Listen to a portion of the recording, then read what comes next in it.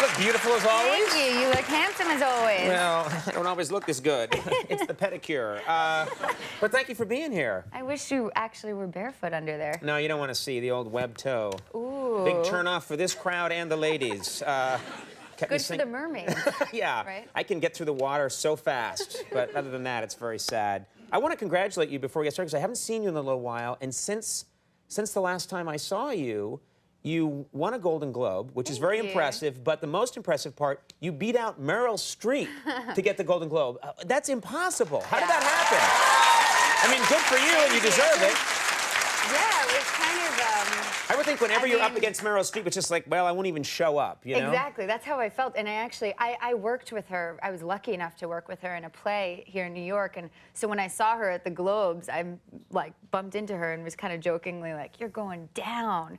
And then she actually did go down, and I was like, see, it's funny if then she wins, but when you're like, "You're going down, Streep, you're going out," and then you win, that makes you look terrible. Kind of embarrassing, yeah. And then you held the Globe in front of her face and taunted her. Exactly. That's not good. Now, I want to ask you something. It's a big part of your career, which a lot of people don't know about, but is promotion. You know, you work hard on the movie, and everybody knows that, but then you go places, you do a million print interviews, you come on shows like this. How do you, and I've noticed you always look loose and like you're having fun. Thanks. How do you keep it loose? How do you keep it fun from just becoming repetitive? And well, I don't know. I guess it is kind of repetitive a lot of the times, but my publicist tries to do this thing where you have to, like, she'll say a word right before you do, because we do these junkets where you have to sit in a room and do like 50 interviews in a row that are 4 minutes each, and they all ask you exactly the same questions. So she's like, try and get the word diaper in there.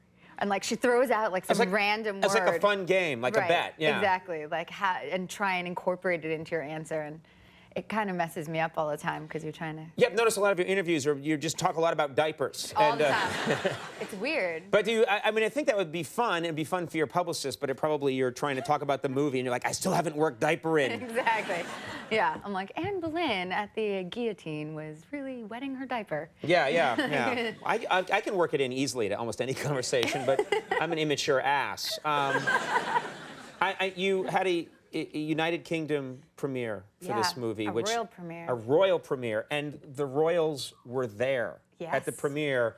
I've always heard that when you're going to meet the royals or interact with them, there are rules. That it's not just slap them 5 or whatever. There's like this whole protocol letter that they send you before, and they're like, you must address him by sir and her by ma'am, which rhymes with spam. Like they write that in the letter. They write you... Ma'am, which rhymes with spam. Why do they need to tell you? What other way is there to say it? Well, I guess some people would say mom. Right. In Britain, I guess they would say mom, like M-A-R-M or something. So they say, they tell you how to pronounce it.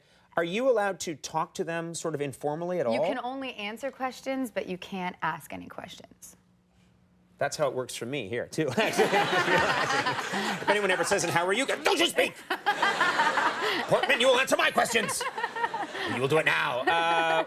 So is it fun? I mean, first of all, who had you met before? I know that you met Prince Charles. I met Prince Charles once at the royal premiere for the first Star Wars. Right. Which was, he asked me, because, you know, they have like one question, they're sort of prepared, so they know like one tidbit about every person. Right. He asked me, he said, oh, were you in the original films? And I was like, not so much. Yes, I'm 58 years old. Plastic surgery this You should have just hit him in the forehead. What are you thinking? Yeah, well, he's not really thinking about it hard, but it must be really fun, I would think, to do that. It's kind of hysterical with like the whole trumpets and. They really do that? They have trumpets. They go like, and totally. People, right? Wow, that's so cool. Yeah, it's pretty foreign coming, to think that your tax money goes to pay for someone to like have trumpets call for them. And I hope our tax money isn't going for that crap. It probably does. That'd be great if American taxpayers figured out we're supporting the King and Queen of England. What the hell? It's for trumpets for the King and Queen of England. Come on. You know what's amazing? I want to talk about this movie because I thought I knew something about this. I thought I knew this story because, you I knew that, okay, Anne Boleyn, married to Henry VIII, he decides he wants out, chops her head off. We all learn that in school. But there's so much more to the story, and it's a fascinating story. Thanks. And at the same time, it's a racy story. I mean, there's a lot of racy. Sounds like something my grandfather would say. You know, pretty racy story there. But you and Scarlett Johansson, there's a lot of, it's very romantic, but very erotic at the same time. Sibling rivalry. And yeah. all kinds of... You guys are competing for the affections of the king. So it was kind of neat, because I was watching the movie, and I was like, I'm learning, and it's sexy. Which didn't happen a lot when I was in school. Absolutely. Yeah. It's very history through porn. Did you? It's very... That's, yeah. It is. Well, that should be. We'd all know everything, if only. Why didn't you use that on the poster? Exactly. The Other Boleyn Girl. History through porn. Lines around the block. Well, it is a fascinating story. I don't know how much you want me to give away, because I don't want to ruin it for people. But this is the story. Basically, you play Anne Boleyn, and Scarlett Johansson is your sister, and you are both rivals for Henry VIII's affections. Right. And I know we have a clip here. What do we need to know for this clip? Well, Anne is sort of banished for being cheeky with the king, and so this is her big return to court, when he's sort of saying, "Oh, are you good enough to come back to court?" Right, and he's sort of interested in her, but he's not sure, and this is where, and you've got a sharp tongue. Yeah, which is, let's take a look at this clip from The Other Boleyn Girl. A great king, a great man, rises above such things. And what would you know of great men?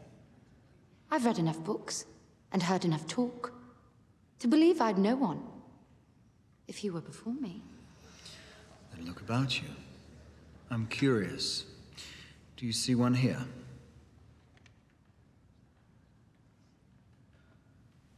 Looking, my lord. Still looking, my lord. Ah, there. Found one. She's got guts. I have to ask you one question before we go to commercial. I just have to ask you one question. There's a rumor out there, and I just have to ask you that that there's this rumor that's going around, and it's just sounded like such a cool idea that you were going to do a movie, or that you were offered a movie directed by Jet Li, where it's a kung fu version of Snow White. It's and true. I heard that, and I was like, Jet Li, kung fu version of Snow White, but... that's the greatest thing I've ever heard. You and 7 ninjas, and like just... I mean, it exists, and it was offered. I'm not planning to do it, but but it is a fantastic idea. They should do kung fu versions of every fairy tale. All right, I'm going to convince you to do it, and you're going to come back and promote that film. Maybe you can be in it. Yes. Which one would I be? Web Toey. The unknown little guy.